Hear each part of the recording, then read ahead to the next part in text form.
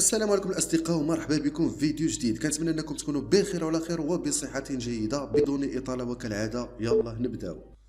تحدث الدولي المغربي اشرف حكيمي لاعب باريس سان جيرمان عن المدربين واللي لعبوا دور مهم في المسيره الكرويه ديالو. وقال حكيمي في مقابله مع برايم فيديو سبورت فرانس كنشكر مدربي هيرفي رونالد واللي منحني الفرصه للاعب رفقه المنتخب المغربي لاول مره. وزاد قال اشكر زين الدين زيدان اللي اعطاني الفرصه للعب بشكل احترافي مع ريال مدريد.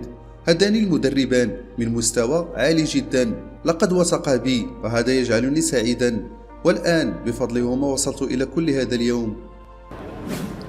يتماشى برنامج تأهيل الدولي المغربي أمين حريت لاعب أولمبيك مارسيليا الفرنسي بشكل إيجابي بعد إصابته الخطيرة واللي تعرض لها شهر نوفمبر الماضي.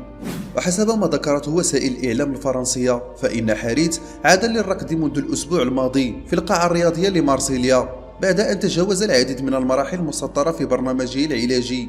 وأشارت التقارير ذاتها إلا أن عودة حريت للميادين ستكون خلال شهر مارس المقبل بعد التجاوب السريع الذي أبداه مع برنامج التأهيل هذا. ويسارع الطاقم الطبي لمارسيليا لاستعادة خدمات متوسط ميدان المنتخب المغربي بعدما تعرض للالتواء في الرباط الصليبي لركبته اليسرى خلال مواجهة موناكو في الدوري الفرنسي. المهم الاصدقاء كنتمنى انكم تشتركوا في القناه وتفعلوا زر ديال الجرس باش توصلوا بكل جديد. تلاقوا في فيديو محسن، الى اللقاء.